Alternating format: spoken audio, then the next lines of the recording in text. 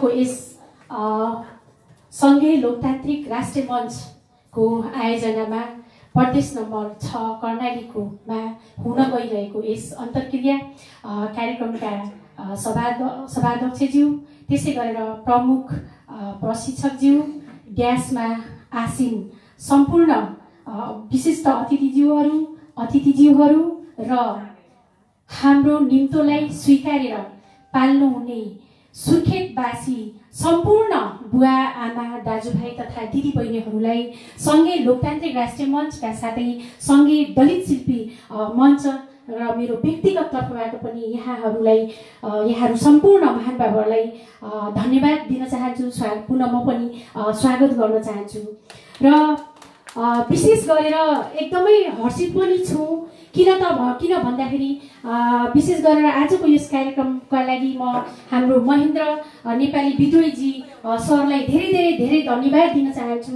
उहाँको र मेरो वार्तालाप हुँदै जाँदा उहाँलाई मैले धेरै रिक्वेस्ट पनि गरेकी थिएँ र उहाँले पनि रिक्वेस्ट गरिरहनु भएको थियो। हाम्रो कुरा हुने क्रममा उहाँ विद्रोही, महेन्द्र विद्रोही, नामी विद्रोही, मान्छे नै विद्रोही हुनुहुन्छ र उहाँले जहिले पनि भन्नुहुन्थ्यो, दिदी के अरे म्याडम, पहिचानको लागि, आफ्नो मुद्दाको लागि हामी आफै आवाज उठाउनुपर्छ र हजुरहरू पनि त्यसमा लागिराख्नु भएको छ र हजुरको विचार कता मलाई पनि राम्रो लागिरहेछ र के छ भन्ने कुरा उहाँमा हुन्थ्यो भने मैले पनि उहाँलाई जहिले पनि भनिरहन्थेँ, महेन्द्र सर लौ न के छ, यो किसिमको माहौल बनाऊ, हामी के गरौँ, जुर्मुराउनु पर्छ भन्ने कुरा गर्दै जाँदाखेरि आज आएर यो 17 र 18 गतेमा हामी यहाँ यसरी सङ्घीय लोकतान्त्रिक राष्ट्रिय मञ्च सिङ्गो सङ्घीय लोकतान्त्रिक राष्ट्रिय मञ्च यहाँ आएर आफ्ना केही भनाइ राख्न पाउने जुन अवसर दिनुभएको छ उहाँलाई पुनः धन्यवाद दिन चाहन्छु र सुर्खेतवासीहरूलाई पनि धन्यवाद दिन चाहन्छु म।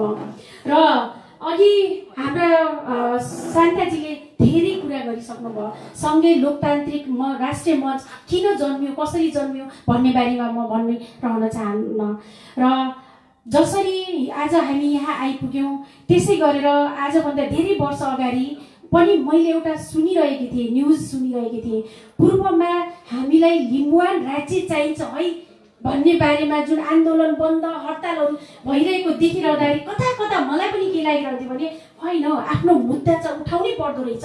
जबसम्म एउटा भनाइ छ नि, एउटा आमाले पनि जबसम्म नानी रुँदैन तबसम्म उसले त्यो नानीलाई उसको भोक प्यास मेटाउँदैन भने तपाईँ हामी त यो यस्तो देशमा हुर्किरहेका छौँ, यस्तो ठाउँमा हुर्किरहेका छौँ जहाँ नस्लेवादी केही समुदायहरूको मात्र वर्षौंदेखि सदियौंदेखि राज्य शासन एकल जातीय शासन सञ्चालन भइरहेको ठाउँमा छौँ, जहाँ तपाईँ हामीले पटक भनिरहँदा लडिरहँदा पनि अहिले तपाईँ हाम्रो अवस्था यो भएको छ भने त्यो अवस्था मलाई पनि कस्तो फिल हुन्थ्यो भने अब हामीले पनि उठाउनु पर्छ भन्ने क्रममा हामी जब यो सङ्घीय लोकतान्त्रिक राष्ट्रिय मञ्चले स्थापना कालदेखि 10+1 को जुन अवधारणा थियो त्यसमा हामी पनि लाग्नुपर्छ भन्ने त सधैँ थियो, तर 10+1 भन्दै गर्दाखेरि धेरै जसो मान्छेहरूले अन्य हाम्रो नेपालमा थुप्रै पार्टीहरू पनि हुनुहुन्छ जहाँ 10+1 को अवधारणा नलिएका होइन, उहाँहरू पनि हुनुहुन्छ, तर उहाँहरूमा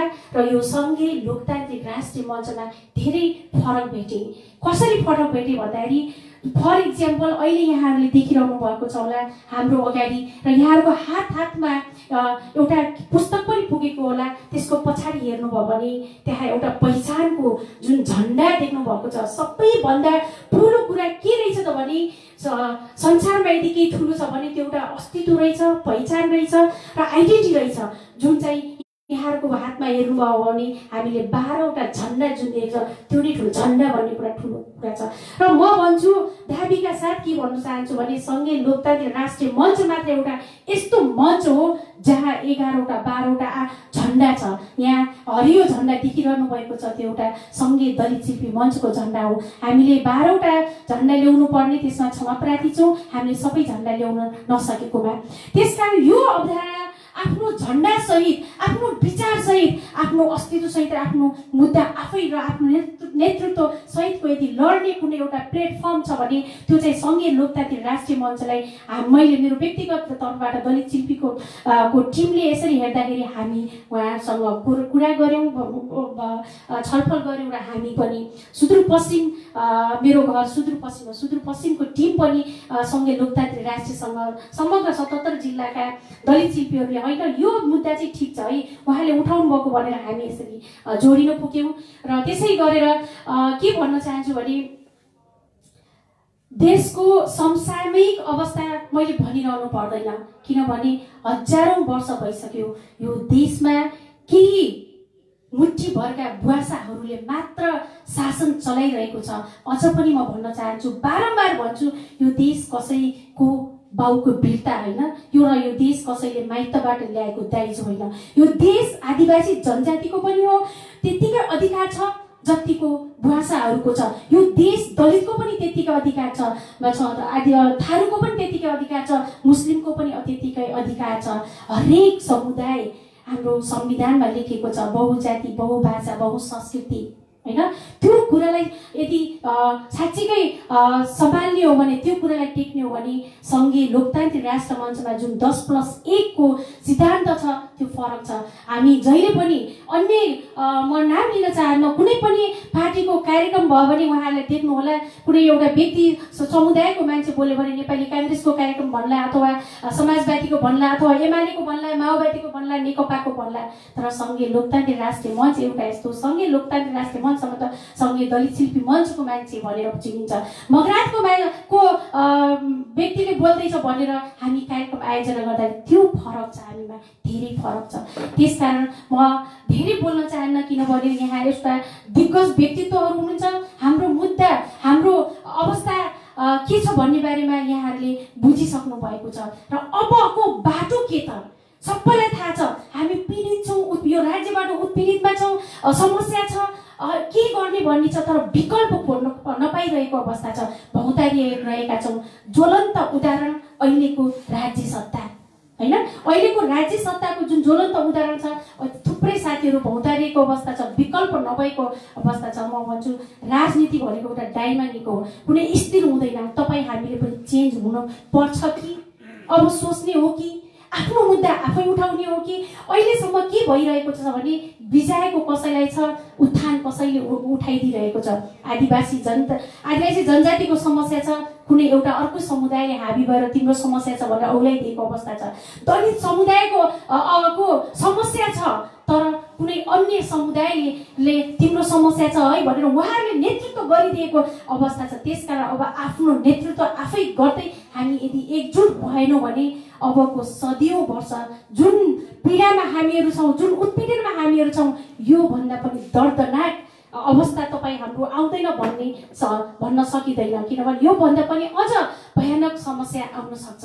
त्यसकारण आदरणीय मेरा दिग्गज दाजुभाइ तथा दिदीबहिनीहरू, अब त केही सोच्ने पो हो कि हामीले नयाँ विकल्प खोज्ने पो हो कि कहिलेसम्म झोले मात्र भएर अर्काकै झन्डा बोक्ने, कहिलेसम्म खले मात्र भएर अर्काकै नेतृत्वमा हेरिरहने? यो देशको प्रधानमन्त्री, यो देशको राष्ट्रपति कि एउटा आदिवासी जनजातिको छोरा अथवा छोरीलाई हामी कल्पना गर्न सक्छौँ कि यो देशको मुख्यमन्त्री अथवा यो देशका मुख्य ठाउँमा एउटा दलितको छोरा या छोरीलाई हामी देख्न सक्दैनौँ कि? तपाईँ हामी भरि मात्र भएर बस्ने मनन गर्ने बेला आएको छैन र भनेको। त्यसकारण आदरणीय दाजुभाइ तथा दिदीबहिनीहरू, हामी यो सङ्घीय लोकतान्त्रिक राष्ट्रिय मञ्च सहित 10+1 प्रान्तका हामी साथीहरू, टिमहरू, अब हामी एकजुट हुन जरुरी छ। जबसम्म यो राज्यबाट उत्पीडनमा परेको समुदायहरू एक ढिक्कामा हामी उभिँदैनौँ, तपाईँ हाम्रो अवस्था यही हुनेछ, हल्ल्या हुनेछौँ र आफ्ना काँधमा केही मुठ्ठीभरका बुवासाहरूलाई राखेर माथि हुत्ताउने काम मात्र गर्दछौँ। त्यो गल्ती तपाईँ हामीबाट भइरहेको छ बारम्बार। कहिलेसम्म त्यो गर्ने, कहिलेसम्म?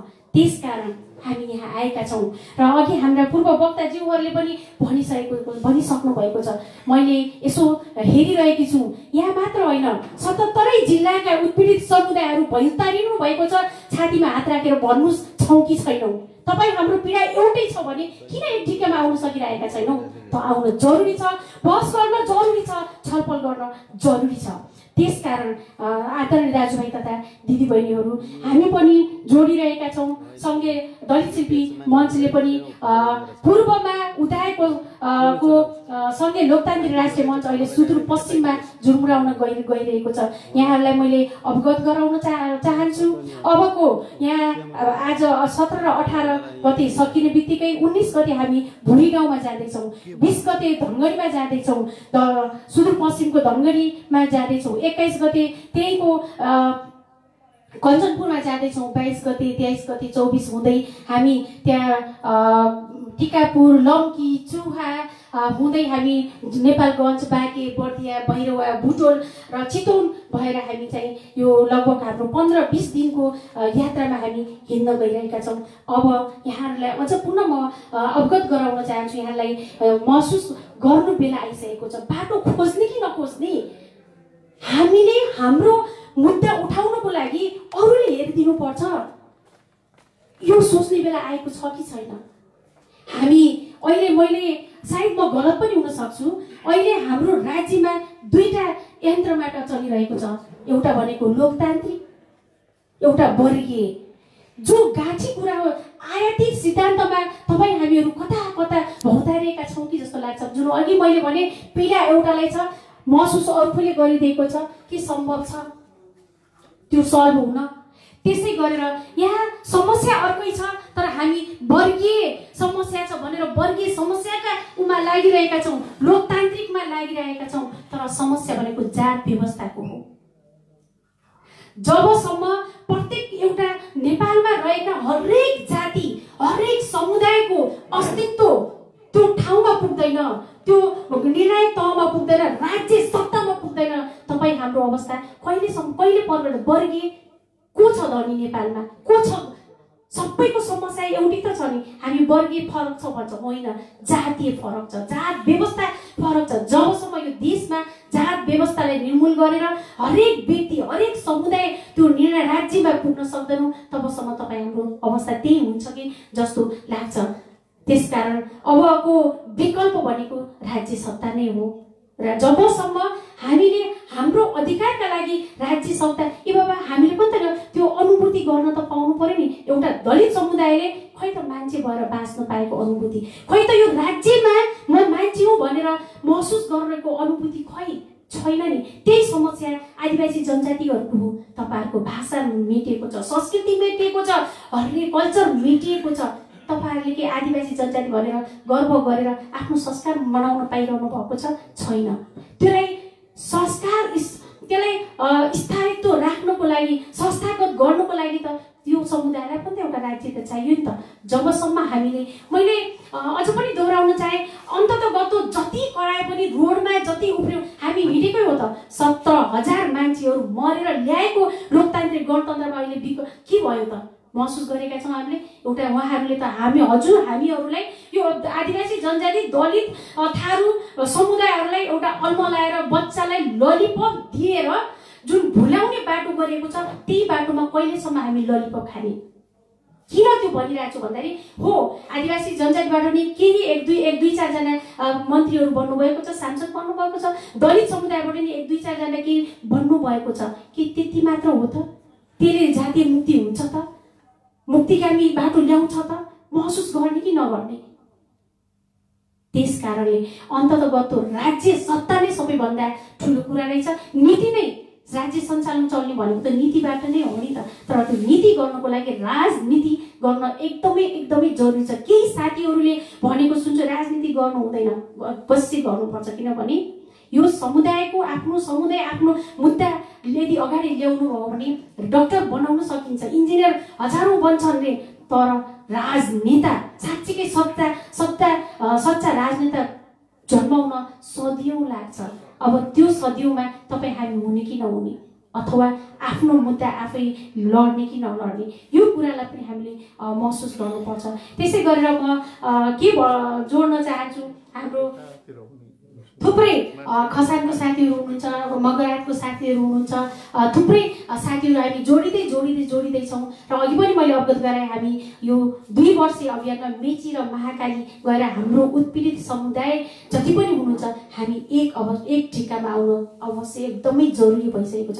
अब नजाउँ, अति भयो। अरूको घरमा इँटा थप्दा अरूले महल बनाइसके, तपाईँ हामी त फुसको के भन्छन् फुसको घर पनि छैन।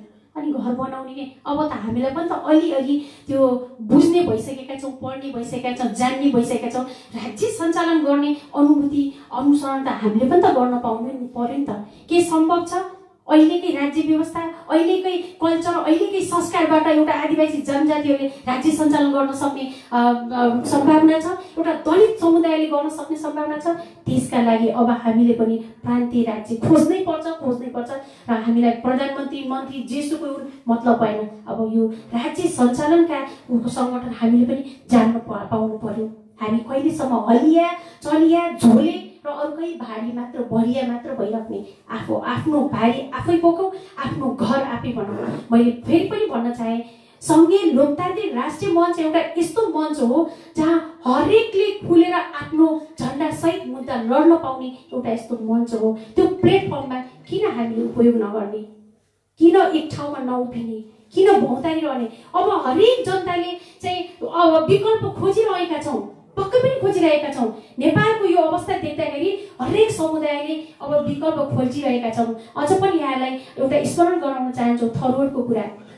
सुदूरपश्चिममा बाँकेमा थुप्रै थरुवटको आन्दोलन चर्केर आयो।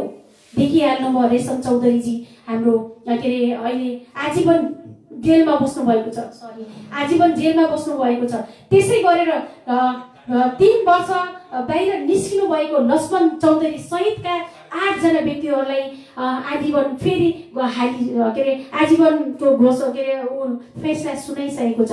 त्यो किन कमजोर भयो त भन्दाखेरि एउटा कहिले पनि विचार गर्नु, एक हातले ताली कहिले पनि बज्दैन, ताली बजाउनुको लागि 2टा हात चाहिन्छ। त्यसकारण उहाँले एउटै मुद्दा थरुवटको मात्र मुद्दा उठाउनु भयो र कमजोर हुनुभयो। लिम्बुवानमा लिम्बुको मात्र उठाउने अथवा खसानमा खसानको मात्र उठायो भने तपाईँ हामीहरूलाई त खिचिदिन्छन्, मिचिदिन्छन्। किनभने यो राज्य सत्तामा केही मुठीभरका बुवासाहरूले यसरी खाइरहेछन् कि म भनिरहनु पर्दैन, हजुरहरूले प्रत्यक्ष देखिरहनु भएको छ। त्यो बुवासाहरूको यदि निर्मूल गर्नु नै पर्नेछ र हामी अगाडि आउनु पर्नेछ भने यो उत्पीडित समुदाय एक ठाउँमा उभिनै पर्छ। यसको विकल्प मैले देखिरहेकी छैन। यदि छ भने प्लिज भनिदिनु होला, हामी त्यसै गरेर जाउँ, त्यही ठाउँमा लागौँ। होइन भने प्लिज यहाँहरू पनि सँगै जाउँ, बहस गरौँ, छलफल गरौँ र आफ्नो प्रान्तीय राज्यका लागि अब चाहिँ लड्नै पर्छ, बगाउनै पर्छ। एउटा भनिन्छ नि, मलाई त्यो उखान अलि भन्न आएन होइन। त्यसकारण अझ पनि मैले यहाँलाई फेरि निवेदन गरेँ र अघि हाम्रो उद्देश्यका म्याडमले भनिसक्नु भएको छ, हामी यहाँ आउनुको एउटै उद्देश्य बहस गरौँ, छलफल गरौँ र कसरी हुन्छ एउटा बाटो रणनीति तयार गरौँ, एउटा निर्देशिका तयार गरौँ, एउटा बाटो बनाऊ जहाँ हरेक समुदाय आदिवासी जनजाति दलित सँगै भएर हातमा हात मिलाउँदै एकले अर्कोलाई सपोर्ट गर्दै अगाडि बढौँ र राज्य सत्ता अब तपाईँ हामीले पनि चलाउँ भन्ने कुरा राख्दै म धेरै बोले जस्तो लागिरहेको छ। यहाँहरूलाई फेरि पनि धन्यवाद दिन चाहन्छु। हाम्रो निम्तोलाई स्वीकारेर आइदिनु भएको छ र यहाँहरूलाई निवेदन पनि के गर्न चाहन्छु भने यदि परिवर्तन गर्नु छ भने आफैबाट गरौँ। बेला बेलामा मलाई के भाइहरूले फोन गरेर भन्नुहुन्छ, दिदी हजुरको विचार हजुरहरूले उठान गर्नुभएको उ त साह्रै मनपर्छ, तर के गर्नु पहिल्यैदेखि बाले नै त्यो कुनै एउटा ठाउँमा छाप हालिरहनु भएको थियो, अब कसरी हाल्नु थाहा छ यो सही हो भन्ने कुरा र यो गलतमा म टेकिरहेको छु भन्ने कुरा थाहा हुँदा पनि किन हामी चाहिँ त्यो चेन्ज गर्न सकिरहेका छैनौँ? त्यसलाई चिर्न अब जरुरी छ, त्यसलाई च्यात्न जरुरी छ र एक ढिक्का हुन जरुरी छ भन्दै हामीले यहाँ अपेक्षा पनि गरेका छौँ। हामी सकभर यहाँहरूको यदि अनुमति छ भने, यहाँहरू चाहनुहुन्छ भने सङ्घीय लोकतान्त्रिक राष्ट्रिय मञ्च सम्बन्ध हामी अघि पनि यहाँ भने 10+1 प्रान्तीय छौँ। हामी यहाँ कर्णाली प्रदेश स्तरीय कमिटी गठन पनि गर्ने मनसाय राखेका छौँ। हामीले अपेक्षा गरेका छौँ अवश्य हुनेछ र त्यसै गरेर हाम्रो भोलि पनि हाम्रो बृहत प्रोग्राम हुनेछ। हामी प्रशिक्षणमै छौँ। भोलि चाहिँ हामी जिल्ला स्तरीय कमिटी गठन गर्ने अपेक्षा लिएका छौँ र आशा छ हामीलाई यहाँहरूले निराश गर्नुहुने छैन। किन निराश गर्नुहुने छैन भने हाम्रो पीडा एउटै छ, हाम्रो वेदना एउटै छ। जब एउटै पीडा एउटै वेदना भएको मान्छे त पक्कै पनि एउटै ठाउँमा उभिनुपर्छ होला भन्ने कुरा राख्दै पहिचानवादी अस्तित्ववादी सम्पूर्ण व्यक्तित्वहरूलाई पुनः झोरले नमस्कार सेवाहरू भन्दै बिदा हुन चाहे। हस्, धन्यवाद। धन्यवाद महासचिव शर्मिला बागचुङज्यू। उहाँले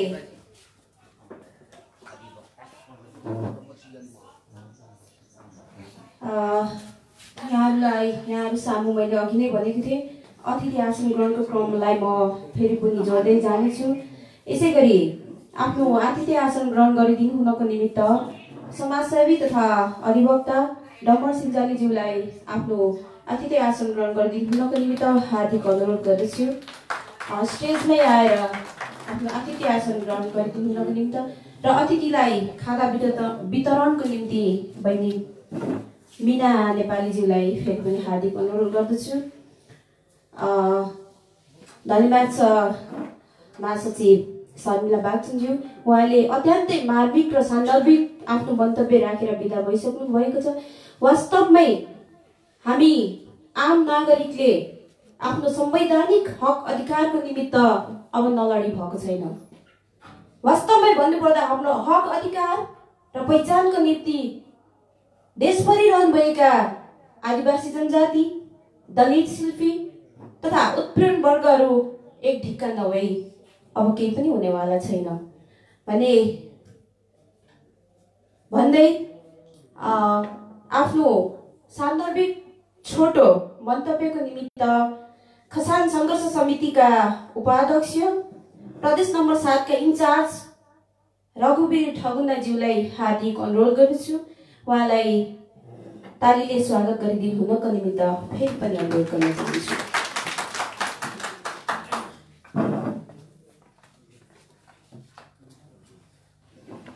धन्यवाद उद्घोषकज्यू। संघीय लोकतान्त्रिक राष्ट्रिय मञ्च प्रदेश नम्बर 6 स्तरीय प्रशिक्षण र अन्तर्क्रिया कार्यक्रमका सभाध्यक्षज्यू, यस कार्यक्रमका प्रमुख अतिथिज्यू र यहाँ मञ्चमा आसीन हुनुभएका आदरणीय सम्मानित व्यक्तित्वज्यूहरू र दर्शक दीर्घमा बसिरहनुभएका सम्पूर्ण दाजुभाइ तथा दिदीबहिनीहरूलाई म खसान राष्ट्रिय सङ्घर्ष समितिको तर्फबाट हार्दिक अभिवादनसहित जय खसान, जय लिम्बुवान, जय थारूहट, जय मधेस, जय मगरात, जय नेवाको अभिवादन दिन चाहन्छु। धन्यवाद, नमस्कार। आदरणीय मित्रहरू, आज म धेरै लामो भन्दैन, हजुरहरू निदाउनु भयो भने उठेर हिँड्न थाल्नुभयो भने म थाहा पाइहाल्छु, म छट्याइहाल्छु। र आज 2020 हिजो सिद्धियो। सायद 2020लाई हामीले नेपाल भ्रमण वर्ष भनेर हाम्रो सरकारले घोषणा गरेका थियो, तर 20मा कोरोना के आएर नेपाल भ्रष्टाचार वर्ष 2020 को उपाधि प्राप्त गरेर 2020 सकिएको छ। कारण ट्रान्सपेरेन्सी इन्टरनेसनलको एसियाली मुलुकहरूको भ्रष्टाचारको सूचकाङ्कमा 2020मा नेपाल चाहिँ 1 नम्बरको राष्ट्र हुन सफल भयो। भ्रष्टाचारमा नम्बर 1 नम्बरी भ्रष्टाचारी राष्ट्र भनेर ट्रान्सपेरेन्सी इन्टरनेसनल नेपालको रिपोर्टले बोलेको। त्यो त्यति गराउन सफल भएर हाम्रो 2020 वर्ष गयो र अहिले 2021 हिजोदेखि पाउ टेकेको छ हाम्रो धरतीमा। त्यसैले 2021 हामी सबैको लागि सुख, शान्ति र समृद्धिको वर्ष होस् भन्ने सबैमा शुभकामना व्यक्त गर्न चाहन्छु। धेरै साथीहरू उठेर पनि गइसक्नुभयो र बाहिर बस्नुभएका साथीहरूलाई म भित्र आइदिन हार्दिक अनुरोध गर्दछु। किन भन्दा म नेपालको सुदूरपश्चिम दार्चुला जिल्ला, जसको उत्तरमा चाइना र दक्षिण पश्चिममा भारतको उत्तराखण्डको पिथौरागढ जिल्ला पर्छ। म महाकालीको किनाराबाट यति टाढा सुर्खेतसम्म आएको छैन। त्यसै आएको छैन। केही न केही तपाईँहरूसित कुरा गरौँला, केही न केही सिकाउँला, केही न केही कुरा सम्झेर यहाँको कोसेली लैजाउँला भन्ने उद्देश्यका साथ यहाँ सुर्खेतसम्म आएको छु। र सुर्खेत फेरि मेरो लागि नौलो ठाउँ होइन। 3 वर्ष मैले आजभन्दा 25 वर्ष अगाडि सुर्खेतमा बिताएको छु र सुर्खेतका रनवन पाखा पर्वत साथीभाइहरूसित साथ सङ्गत गरेको छु र मैले पढाएको एउटा सर्टिफिकेट चाहिँ सुर्खेतबाट लगेको छु। त्यस कारण सुर्खेतका साथीहरू तपाईँहरूले अहिले हामी वर्षको डिफ्रेन्टली टाढा भए पनि अपरिचित होइनौँ। म सुर्खेतको मान्छेलाई आफ्नै आँगनको आफ्नै दाजुभाइ सम्झिन्छु र त्यति मात्रै नभए म खरसाङ राष्ट्रिय सङ्घर्ष समिति भनेर मैले हजुरलाई आफ्नो परिचय दिएँ भने खसहरूको उद्गम स्थल कर्णालीको सिजा, जसलाई सिजाली सभ्यता भनेर चिनिन्थ्यो र खसको राज्य, खस राज्य भनेर पनि चिनिन्थ्यो। त्यो राज्य यही कर्णाली प्रदेशमा पर्ने भएको हुनाले म हाम्रा परापूर्वकालका पुर्खाहरूको थाक थलोमा पुग्न पाएकोमा आफूलाई गौरवान्वित ठान्दछु। र यसै क्रममा गत वर्ष हाम्रा आदरणीय नेता कुमार लिङ्गदेन मिरागज्यू र हाम्रो टोली यहाँबाट दैलेख, कालीकोट, जुम्ला, सिजा हुँदै मुगुसम्म पुगेका थियौँ र त्यहाँ रहेका आफ्नो हाम्रा परापूर्वकालका थाक थलाका मूर्ति भन्दैनौँ हामी, शिलाहरू थिए। शिलादेखि लिएर मठ माणौँहरूमा दर्शन गर्ने मैले सौभाग्य प्राप्त गरेको छु। र हालै पनि केही दिन अगाडि म पूर्वाञ्चल भ्रमणमा पनि यही टिममा पूर्वाञ्चलमा पनि पुगेर आएको छु। यानि कि म खरसाङ राष्ट्रिय सङ्घर्ष समितिको केन्द्रीय उपाध्यक्षको हैसियतले यो सह अस्तित्व सहितको पहिचानवादी आन्दोलनमा एकाकार भएका छौँ। किन भयो भन्दा आज मैले धेरै साथीहरूलाई फोन पनि गरेँ। केही साथीहरूले के जवाफ दियो भने तपाईँ त बिग्नु भयो, तपाईँ जानुभयो तल्लोबाट, ओह्रालो लाग्यो भन्नुभयो। कसरी भन्दा यो राज्य 104 वर्ष राणाहरूले सञ्चालन गरे। राणा ठुला भए, छोरी जन्मेकी हामीले मैया साहब, स्वास्नीलाई ठगिरानी साहब भन्यौँ, छोराहरूलाई राजा साहब भन्दै आयौँ, महारानी साहब भन्दै आयौँ म्याडमहरूलाई।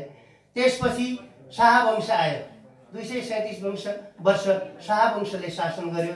त्यतिखेर पनि राजा महाराजाहरूले राज्य चलाए। हामी हुर्के, बैठके, खर्दा, सुब्बा, सिपाही, गाउँका मुखिया, काजी यस्ता पदमै हामी सीमित रह्यौँ। त्यसपछि 62-63 आन्दोलन, यो नेकपा माओवादीले पनि एउटा 52 सालदेखि आन्दोलन चलायो, जनयुद्ध सञ्चालन गर्यो। त्यसपछि 63-64 फेरि सबै मिलेर जनआन्दोलन भयो। त्यसपछि मुलुक गणतन्त्रमा गयो र गणतन्त्रमा गएपछि 2072 गएर गणतन्त्र, सङ्घीयता, धर्मनिरपेक्षता र समावेशी लोकतन्त्र, यति 4 कुरा हामीले 2072 को संविधानमा पाउन सफल भयौँ। त्यहाँसम्म हामी ठिक छौँ, सन्तुष्ट छौँ। तर 2072 निस्किसकेको संविधानमा हामी खस जातिहरूलाई यो देशको न आदिवासी जातिमा सूचीकृत गर्यो, न हाम्रो मस्टो संस्कृति धर्म जो हामी मान्छौँ मस्टो संस्कृतिको न पहिचान पायौँ, न त्यो संविधान अनुसार दिएको आरक्षणमा हामी खसका सन्ततिहरूलाई आरक्षणको व्यवस्था भयो। अन्तमा त खस र आर्य भनेर एउटै क्लस्टरमा राखेर 2 किसिमको चुनाव प्रणाली लागू गरियो।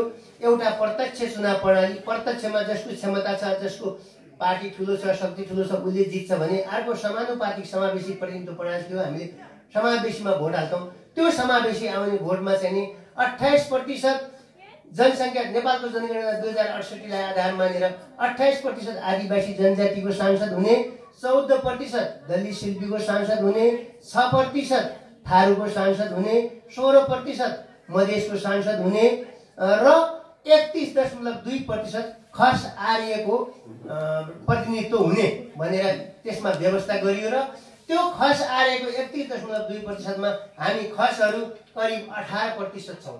आर्यन खस भनेको खस, छेत्री, ठकुरी, दशनामी, जो आफूलाई गिरिपुरी भारती भन्छन्, ठकुरी, र हामी खस छेत्री भन्छौँ, त्यो 18% थियौँ। र 12% आर्य अर्थात् काशी, कान्याकुञ्ज, बनारस, सिन्धु घाटीको सभ्यता बोकेर आएका ब्राह्मणहरू, त्यसमा भट्ट, जोशी, उपाध्याय, कोइराला, उहाँहरू 12% हुनुहुन्थ्यो। र त्यो समावेशीमा हामीले 18% पाउनु पर्दै थियो हाम्रो खसको प्रतिनिधित्व र आर्यहरूको ब्राह्मणहरूको 12% नछुट्याइकन 16 डोलो एउटैमा राखेर खसहरूको भाग पनि आर्यहरूले नै खाँदै आए भन्दाखेरि त 104 वर्ष राणाले राज्य गर्यो राणाशाहीमा बाँच्यौँ त्यसपछि शाहवंशले क्षत्र शासन गर्यो शाहवंशका रैती भएर बस्यौँ त्यसपछि यो अति ब्राह्मणवाद लागू भयो यानि कि हामीले नै कानमा चढाएर माथि पुर्याएका शासकहरूले आफूलाई देवत्व प्राप्त गरेका ब्राह्मणहरू सम्झे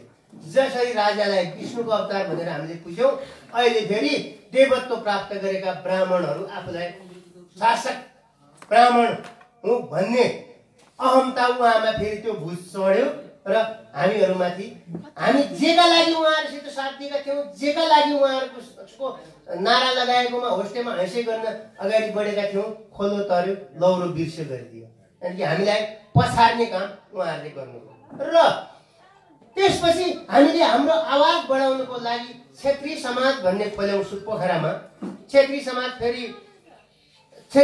फेरि हामी त काजी हौँ हामी चाहिँ कसैसित मिल्नु हुँदैन हामी 18% 60 लाख क्षेत्री छौँ एक्लै चल्छौँ भनेर हामी त्यहाँ गयौँ त्यसले पनि हामीलाई साथ दिएन हाम्रो कुरा हामी त मगरसित बस्नै नहुने गुरुङसित बस्नै नहुने राई लिम्बू नेवारहरूसित थारूसित सहकार्य गर्दै नहुने हामी क्षेत्रीले हालिमुहाली हौँ हामी त काजी हौँ भने काजी त जङ्गबहादुर कुँवर खसबाट रणबहादुर शाहले राणा बनाइसकेपछि ठकुरीमा गइसकेपछि अब ततिकै हामी खस्य भएनौँ खस भएनौँ हामी त काजी भयौँ भनेर रणबहादुर शाह जङ्गबहादुरले बनाएको त्यो दिएको राईलाई सुब्बा दिए जस्तै पद न हो त्यो नेवारलाई श्रेष्ठ भने जस्तै त्यस्तो पाएपछि हामी दङ्ग भयौँ र हामी त्यसबाट त्यतिर पनि हामी सन्तुष्ट लाग्यो र हाम्रो कुरा कसले उठाइदिँदै थियो त भन्दा सुदूर पूर्वको लिम्बुवानका नेता सङ्घीय लोकतान्त्रिक राष्ट्रिय मञ्च नेपालका केन्द्रीय अध्यक्ष र लिम्बुवान मञ्चका केन्द्रीय अध्यक्ष कुमार लिङ्गदेन मिरागज्यू एक्लो बृहस्पति हुनुहुन्थ्यो पूर्वमा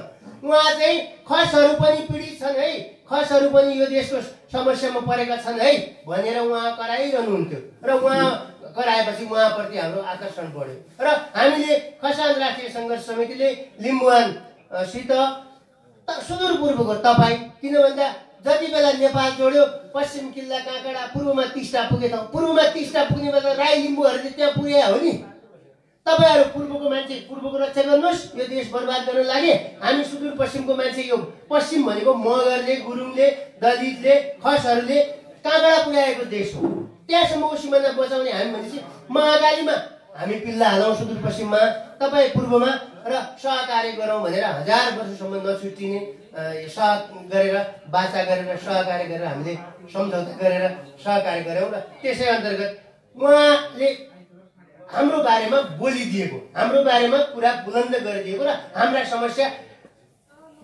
अनुभूति गरिदिया हुनाले हामी उहाँहरूसित एकाकार भयौँ र प्लस उहाँहरूको एउटा राम्रो विशेषता छ भने यहाँ एउटा सङ्घीय लोकतान्त्रिक राष्ट्रिय मञ्च या दुनियाँभरिका झन्डा छन् आफ्नो आफ्नो स्वतन्त्र अस्तित्व पनि देखाउन पाउने राजनीतिक रूपमा हाम्रो इस्युहरूलाई हाइलाइट गर्नलाई बोल्नलाई पनि उहाँहरूले सँगै बोल्न पाइने भएपछि हामी यता आकर्षित भयौँ मित्रहरू त्यस कारणले हामी यो आन्दोलनमा निरन्तर छौँ र अब जहाँनिर अहिलेको सरकारको कुरा गरौँ हामी नेपाली जनताले त बहुमत दिँदै आयौँ कहिले काङ्ग्रेसलाई दियौँ कहिले एमालेलाई दियौँ कहिले नेकपालाई दियौँ हामीले केपी शर्मा ओलीको सरकारलाई खसहरूका यो समस्या छन् मागपत्र सम्बोधन गरिदिनुहोस् भनेर जुलुस निकाल्यौँ विरोध प्रदर्शन गऱ्यौँ ज्ञापन पत्र सरकारलाई बुझायौँ तर हामीलाई न सिंहदरबारमा छिर्न दियो न शीतल निवासमा छिर्न दियो न बालुवाटारमा छिर्न दियो हाम्रो ज्ञापन पत्र समात्नेसम्मको चासो नराखेपछि हामीले हुलाकबाट पठायौँ कुनै सुनवाई भएन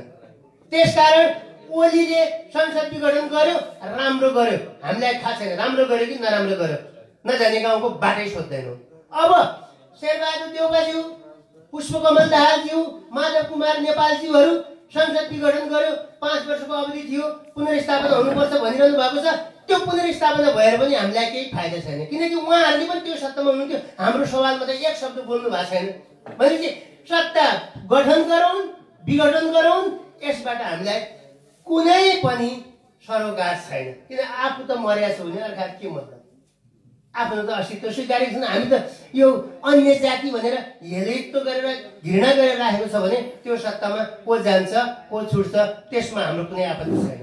मैले मङ्सिर 26 गतेका दिन झापाको दुधे बजारमा आयोजित हाम्रो मञ्चको वार्षिक उत्सवमा एउटा कुरा भनेको थिएँ।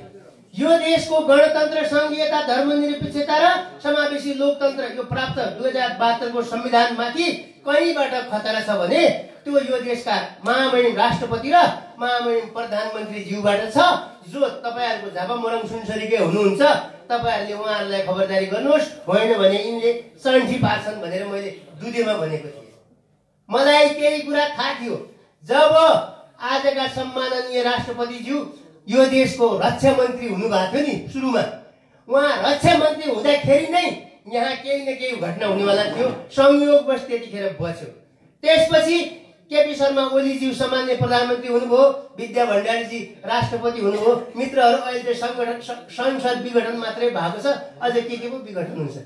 यानि कि गणतन्त्र, संघीयता र धर्मनिरपेक्षताका उहाँहरू पक्षधर होइनन्, उहाँहरू समावेशी लोकतान्त्रिक रुचाउने मान्छे पनि होइनन्। तर आफ्नो सत्ता प्राप्तिको लागि उहाँहरूले यो चाहिँ नि देखाउने दाँत र हात्तीको चपाउने दाँत दुईटा हुन्छ रे, त्यो एउटा देखावट हो जुन खेल अहिले सुरु भइसकेको छ।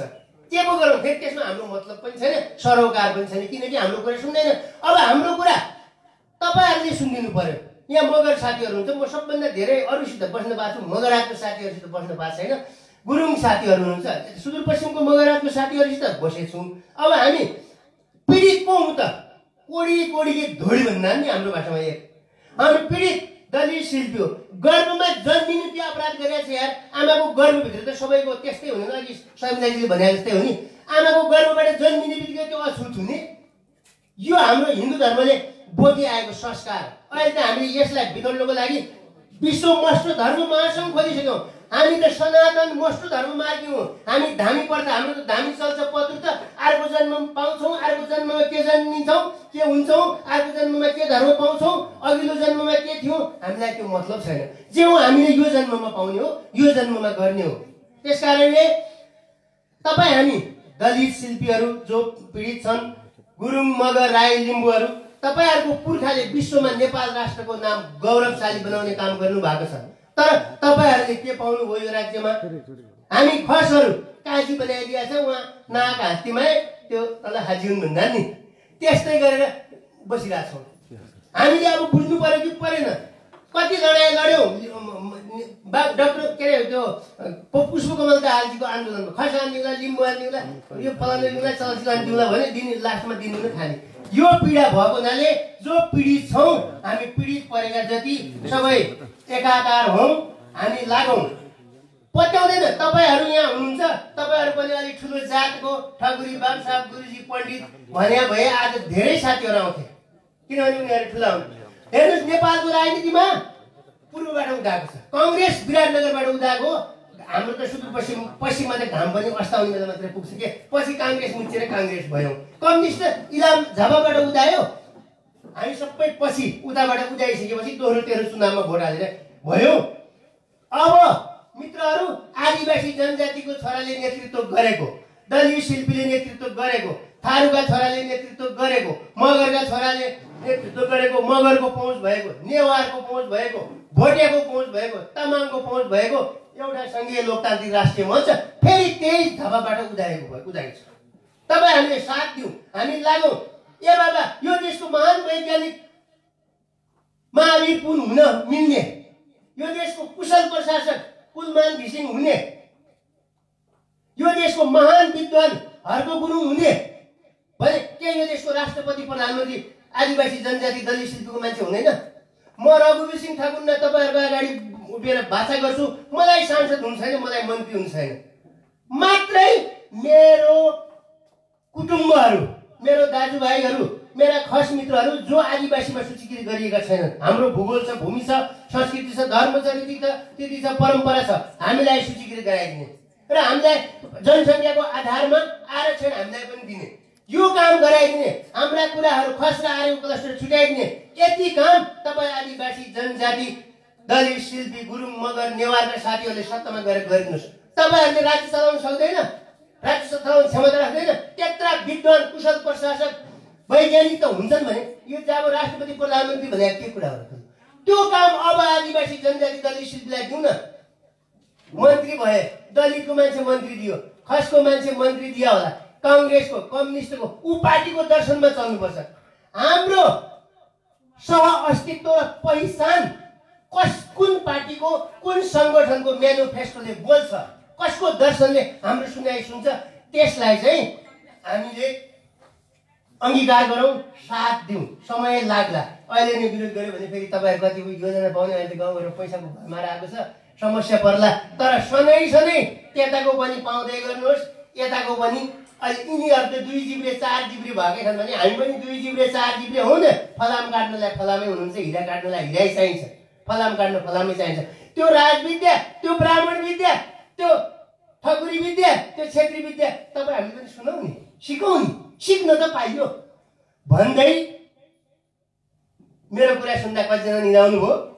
निदाउनेहरूलाई त भन्नु केही छैन। जतिजनाले सुन्नुभयो मेरो सन्देश सुर्खेतका खस समुदायका साथीहरूसम्म पनि पुर्याइदिनु हुनेछ भन्ने आशा राख्दै खराब बोलेको भए क्षमा प्रार्थी छु, राम्रो बोलेको भए एकान दुईगान मैदान पुर्याइदिनु हुनेछ, पुर्याइदिनु होला।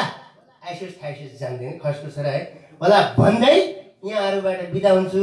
नमस्कार। जय खस, जय 10+1। धन्यवाद खसान सङ्घर्ष समितिका केन्द्रीय उपाध्यक्ष रघुवीर ठगुल्लाज्यू। पीडा छ, वेदना छ, त्यही भएर यी वर्षौँदेखि उत्पीडनमा परिएका व्यथाहरू छोटो समयमा व्यक्त गर्न नसकिने भएको कारणले र समयको अभावले गर्दा उहाँलाई मैले बार घचघच्याउनु पर्यो।